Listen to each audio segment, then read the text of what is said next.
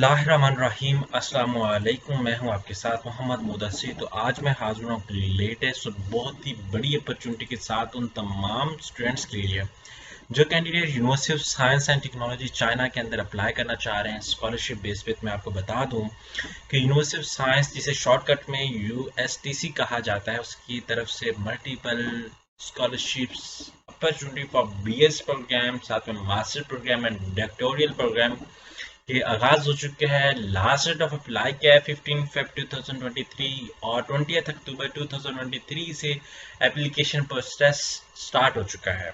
अब इसमें अप्लाई कैसे करना है, एलिजिबिलिटी क्राइटेरिया क्या है, कौन कौन से कैंडिडेट्स अप्लाई कर सकते हैं, फॉर्म को कैसे फिलअप करना है, ईच एंड एवरीथिंग इंशाल्लाह हम डिटेल के साथ डिस्कस करेंगे। लेकिन मुझसे पहले मैं अपने तमाम व्यूअर से रिक्वेस्ट करूंगा, प्लीज हमारे चैनल को सब्सक्राइब करें, लाइक करें, शेयर करें, कमेंट करें, ताकि आपको आने वाले हर किस्म की एजुकेशनल इंफॉर्मेशन, चाहे वो किसी जॉब के हवाले से हो, चाहे वो किसी भी एडमिशन के हवाले से हो, चाहे वो किसी भी स्कॉलरशिप के हवाले से हो, व्हाट्सएवर जो भी इंफॉर्मेशन है आपको हमारे यूट्यूब चैनल के ऊपर आपको मिलती रहे। अब बात यह है कि आपके बेनिफिट के लिए हमने होम अप्लाई की भी सर्विस शुरू की है। आप पाकिस्तान या इंटरनेशनल लेवल किसी भी स्कॉलरशिप के लिए, किसी भी जॉब के लिए, किसी भी जगह एडमिशन के लिए भी अप्लाई करना चाहते हैं तो आप घर बैठे एक कॉल मैसेज पर अप्लाई करवा सकते हैं। हम आपका ऑनलाइन अप्लाई भी करेंगे। आपका बैंक का चलान, डॉक्यूमेंट, प्रिंट टेस्ट, सारी जिम्मेदारी हमारी होगी।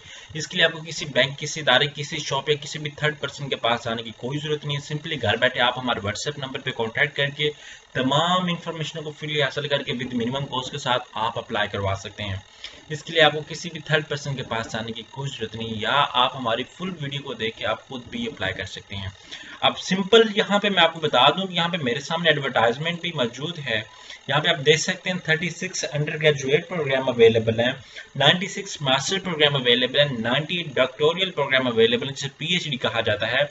USTC is a member of the C9 league, top of 9 university in China. China के अंदर टॉप 9 यूनिवर्सिटीज के अंदर है, द वर्ल्ड रैंकिंग यूनिवर्सिटी है। और यहाँ पे सारा कुछ बताया गया है इनका वर्ल्ड रैंकिंग के अंदर। चाइना इन मेनलैंड 6 नंबर पे और मेनलैंड इन 5th नंबर पे, और इन द वर्ल्ड पे है वो 102 पे। यहाँ पे सारा कुछ आपको बताया गया कि टॉप रैंक की यूनिवर्सिटी है। अब यहाँ पे गूगल मेरे सामने अवेलेबल है, अगर आप खुद भी सर्च आउट करें तो यहाँ पे आप देख सकते हैं आईसी में अगर आप सर्च करूँ तो यहाँ पे आप देख सकते हैं आईसी, ठीक है। और यहाँ पे मैंने जैसे सर्च किया .ustc.edu.cn, जैसे सर्च आउट करेंगे तो आपके सामने उनकी ऑफिशियल वेबसाइट भी ओपन हो जाती है। अब मेरे सामने जैसे वेबसाइट ओपन है तो मैंने आपके सामने ओपन की है। जैसे आप इस तरह सर्च करते हैं तो आपके सामने उनकी ऑफिशियल वेबसाइट ओपन होती है। यहाँ पे आप अगर होम के ऑप्शन पे क्लिक आउट करते हैं, यहाँ पे एप्लीकेशन प्रोसीजर क्लिक आउट करें। जैसे आप एप्लीकेशन प्रोसीजर पे क्लिक आउट करते हैं तो आपके सामने उनका जो ऑफिशियल पेज है स्कॉलरशिप का वो ओपन हो जाता है। वीडियो थोड़ी सी लेंथी बनेगी। जितने भी मेरी कैंडिडेट्स हैं जो इस अपॉर्चुनिटी को हासिल करना चाहते हैं, आपको पता है फ्री ऑफ कॉस्ट अपॉर्चुनिटी, आप प्रॉपर एप्लीकेशन को सबमिट आउट करें। हमने सबसे पहले अपनी गो थ्रू करना है क्वेश्चन आंसर को, हमें क्वेश्चन आंसर मालूम होंगे तो देन हम अपनी क्वालिफिकेशन को, अपनी एप्लीकेशन को प्रोसीड कर सकें। बाज़ वक़्त कैंडिडेट्स क्या करते हैं कि डायरेक्टली अप्लाई करने की कोशिश कर देते हैं और जाके वो क्वेश्चन आंसर देखते नहीं है, एफएक्यूज देखते नहीं है, क्योंकि उनको बाद में फिर प्रॉब्लम होती है। सो हम पहले क्वेश्चन आंसर डिस्कस करेंगे, आफ्टर दैट हम लोग स्कॉलरशिप के अप्लाई प्रोसेस को डिस्कस करेंगे। सबसे पहले यहाँ पे अंडर ग्रेजुएट प्रोग्राम अवेलेबल है, यहाँ पे ग्रेजुएट प्रोग्राम है, यहाँ पे नॉन प्रोग्राम अवेलेबल है, डिग्री प्रोग्राम है, यहाँ पे मास्टर प्रोग्राम है, यहाँ पे यूटीसी पैलेस प्रोग्राम। लेकिन उससे पहले यहाँ पे मैं करूँ to know more about admission of international students, तो यहाँ पे हम लोग इस कैटेगरी के अंदर फॉल करते हैं। तो हम लोग सबसे पहले यहाँ पे क्लिक आउट करते हैं, क्योंकि यहाँ पे अगर हम लोग क्लिक आउट करते हैं तो हमें इसका प्रॉपर प्रोसीजर, हमें प्रॉपर इसकी क्यूरीज, ईच एंड एवरीथिंग पता चलता है कि हमने करना कैसे है और इसकी रिक्वायरमेंट्स क्या हैं। यहाँ पे आप देख सकते हैं कि एप्लीकेशन मेरे सामने आ चुकी है, वही एप्लीकेशन जो आपके सामने थी।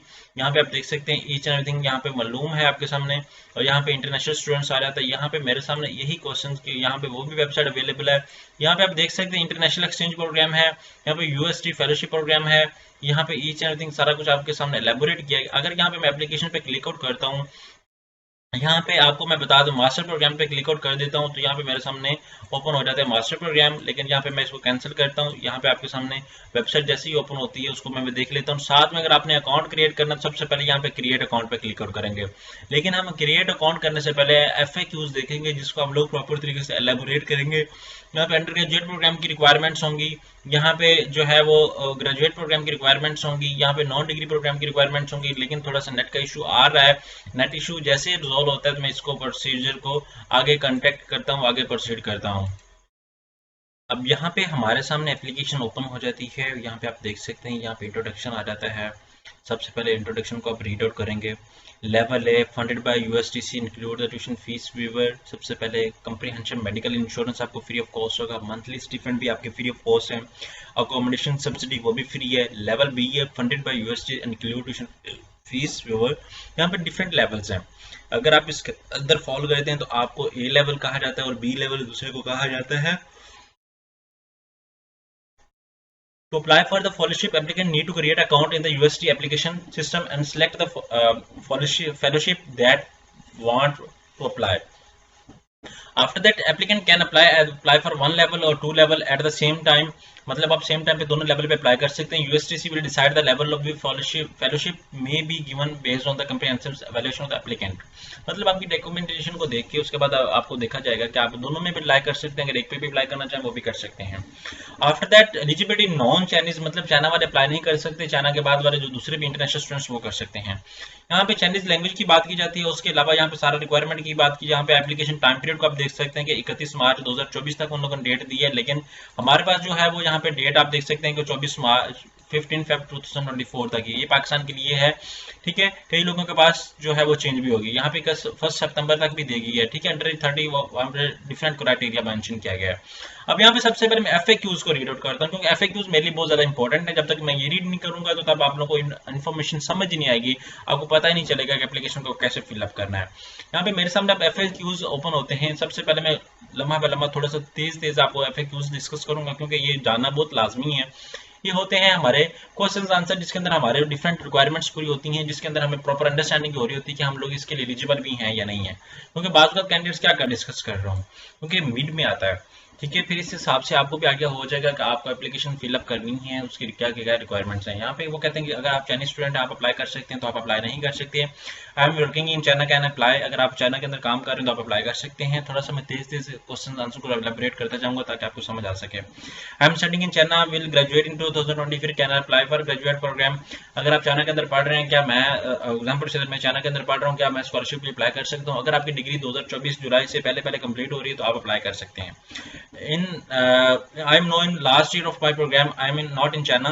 अगर मैं एग्जाम्पल से मैं पाकिस्तान की किसी भी यूनिवर्सिटी के अंदर पढ़ रहा हूँ और मेरा लास्ट सेमेस्टर है, क्या मैं अप्लाई कर सकता हूँ? लास्ट ईयर के अंदर मैं अप्लाई कर सकता हूँ? तो यस, आप अप्लाई कर सकते हैं, but make sure that your degree should be complete, मतलब जुलाई 2024 के अंदर आपकी डिग्री कंप्लीट होना मस्ट है। I recently graduated not from China, waiting for official degree, can apply? Example say that कि मैं अप्लाई कर सकता हूँ, अगर मैं रिसेंट ग्रेजुएट हूँ, मेरे पास अभी डिग्री नहीं है लेकिन मैं अप्लाई कर सकता हूँ, तो yes you can apply. I am currently registered with master degree in other, example say that कि मैं किसी भी यूनिवर्सिटी के अंदर ऑलरेडी उधर पढ़ रहा हूँ। मीन टू से दैट मैं ऑलरेडी जो है वो अपनी स्टडी को कंटिन्यू किए हुए हूँ चाइना के अंदर, और क्या मैं इस स्कॉलरशिप को अवेल कर सकता हूँ? यस, आप स्कॉलरशिप को अवेल कर सकते हैं, but the thing is that you have to continue only one scholarship. मतलब आप या वो डिग्री कंटिन्यू करेंगे या इधर कंटिन्यू करेंगे अगर आप सेलेक्ट होते हैं। I do not have passport, it is necessary for application. अगर आपके पासपोर्ट पास नहीं है तो आप अप्लाई कर सकते हैं, कोई इशू वाली बात नहीं है, आप बाद में बनवा सकते हैं। उसके बाद 8वां क्वेश्चन है कि मेरे पासपोर्ट एक्सपायर होने वाला है, क्या मैं अप्लाई कर सकता हूँ? तो यस, आपका पासपोर्ट अगर एक्सपायर होने वाला है तो आप अप्लाई कर सकते हैं। जब आपका अगेन नीड होगी तो देन आप अपना जो है वो कंटिन्यू कर सकते हैं। Is there any scholarship available for post graduate program? Yes, excellent applicant may apply for USDC fellowship which cover our tuition fees, insurance fees, monthly stipend, each and everything, सारा कुछ आपका डिस्कस कर दिया गया है। और जो स्टीफंड है वो 7000 MB RMB PhD स्टूडेंट के लिए, 3000 MB फॉर मास्टर प्रोग्राम के लिए है। यहाँ पे उनकी रिक्वायरमेंट सारा कुछ अवेलेबल है। How to apply, it is fine to, मतलब हो आपके सुपरवाइजर की बात की जा रही है कि अगर आपको पहले अगर अप्लाई करने से पहले आपके पास सुपरवाइजर का कोई लेटर होना चाहिए, तो इसमें मस्ट नहीं है। आपने क्या करना है, अपनी एप्लीकेशन को 100% आपने फिलअप करना है। फिलअप करने के बाद आपने सबमिट कर देना है और आपके डिपार्टमेंट को आपकी एप्लीकेशन जो फॉरवर्ड की जाएगी, उसके बाद आपको एक्सेप्टेंस दिया जाएगा। How will USTC will help in find, UST आपको कैसे हेल्प आउट करेगी? यूएसटी जो है वो आपकी एप्लीकेशन को सबमिट करेगी एक पोर्टल के थ्रू। आफ्टर दैट ये एक आपकी एप्लीकेशन को आपके डिपार्टमेंट, जिस डिपार्टमेंट के अंदर आप अप्लाई कर रहे हैं, रेलेवेंट डिपार्टमेंट के अंदर फॉरवर्ड करेगी। तमाम जितने भी वहाँ पर स्टाफ है उसको चेकआउट करेगा। चेकआउट करने के बाद आपकी एप्लीकेशन को फॉरवर्ड करेगा और आपको लेटर देगा। If do not have pre acceptance then apply, मतलब आप अप्लाई कर सकते हैं। Do I need to pay any application process fee, तो आपसे ये पूछा जा रहा है कि आप अगर मुझे एग्जाम प्रोसीजर को फी पे करना पड़ेगी तो नहीं, तो इसमें ये बताया जा रहा है कि आपको कोई भी किसी किस्म की फीस पे नहीं करना पड़ेगी। How can I find which programme is taught in English, कि मुझे कैसे पता चल सकता है कि कौन सा प्रोग्राम इंग्लिश में पढ़ सकता है आता है और कौन सा चाइनीज में है। तो एग्जाम्पल सर मुझे चाइनीज नहीं आती तो मुझे इंग्लिश में पढ़ना है, तो क्या करेंगे कि आप अपना यहाँ पे लिंक से चेकआउट कर सकते हैं। इसी तरह where I can get admission in specific program credit out, ये यहाँ पे लिंक अवेलेबल है। उसके बाद सबसे बड़ी बात जो है वो फिजिकल एग्जामिनेशन की, मतलब जिसे कहते हैं मेडिकल सर्टिफिकेट। तो वो कह रहे हैं कि आपको प्रेफर करेंगे किसी गवर्नमेंट इंस्टीट्यूट के अंदर से, गवर्नमेंट हॉस्पिटल के अंदर आप अपना मेडिकल सर्टिफिकेट बनवाएं। Is there any requirement of Chinese language proficiency, हमें किसी किस्म की चाइनीज लैंग्वेज प्रोफिशिएंसी की लेटर है। जिन स्टूडेंट्स को चाइनीज लैंग्वेज पढ़नी है, जो स्टूडेंट्स चाइनीज लैंग्वेज के अंदर अपना सब्जेक्ट पढ़ना चाह रहे हैं, उनको जरूरत है, वो लोग प्रोवाइड करेंगे। अगर जो लोग इंग्लिश में पढ़ना चाह रहे हैं उनको कोई जरूरत नहीं है। अब यहाँ पे बात आती है कि is there any requirement English proficiency, yes the applicant who apply for program instruction is English language must provide English language proficiency. Yeah, I know English well and want to apply for program taught in English, but I do not have TOEFL and IELTS. What should I do? You have to submit other documents or proof of English language। मैं आपको already बता रहा था example से, मेरे पास TOEFL नहीं है और IELTS नहीं है और मैं क्या स्कॉलरशिप के लिए अप्लाई कर सकता हूँ? तो yes you can apply on this scholarship on the behalf of English proficiency letter from your last institute. Example say that I have completed my BS program from ComSat University Sahiwal, so I can ask and can take English proficiency letter from my university on the behalf of my BS program, as I have completed my degree in BS program and taught all the lecture and studied all the lectures and all the theories and all the subjects in English language। तो आप इसको use कर सकते हैं। उसके बाद यहाँ पे do applicant need provide original documents when I provided, मतलब ये सारी क्वेरीज आप खुद भी रीड आउट कर सकते हैं। अब बात आती है एप्लीकेशन प्रोसीजर की, एप्लीकेशन गाइडलाइन की। यहाँ पे हाउ टू अप्लाई का ऑप्शन आ रहा है, आप हाउ टू अप्लाई के ऑप्शन पे क्लिक आउट करें।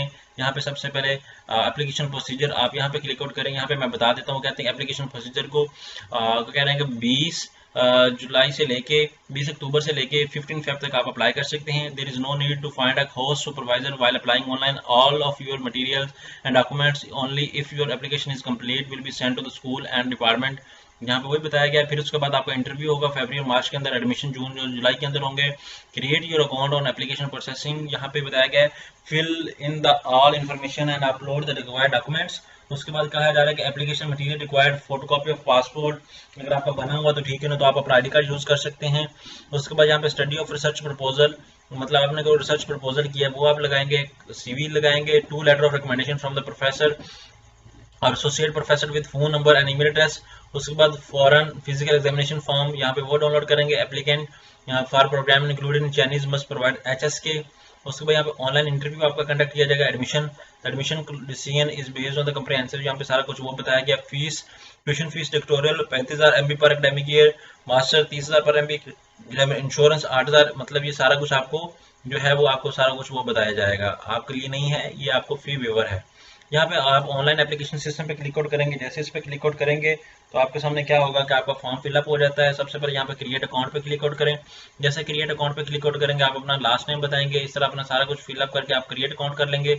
आफ्टर दैट आप लॉगिन करेंगे। यहाँ पे मैं क्या करता हूँ, लॉगिन कर लेता हूँ अपना ईमेल आईडी लगाकर, पासवर्ड लगा के और चेक ये कोड लगा के। यहाँ पे एग्जाम्पल से मैं लॉगिन पे क्लिक आउट करता हूँ, कहते हैं रॉन्ग कोड, क्योंकि मैंने अभी अप्लाई नहीं किया। यहाँ पे आप अपना ईमेल लगाएंगे, पासवर्ड लगाएंगे, तो आपके सामने एप्लीकेशन प्रोसीजर कंप्लीट हो जाएगा। आपके पास फॉर्म हो जाएगा, आप स्टेप बाय स्टेप एप्लीकेशन को कंप्लीट करेंगे। तो आज की वीडियो में यहाँ पे एंड कर रहा हूँ। इंशाल्लाह जो नेक्स्ट वीडियो है उसमें मैं एप्लीकेशन को कैसे फिलअप करना है डायरेक्टली वो मैं बता दूंगा। जज़ाकल्लाह, शुक्रिया।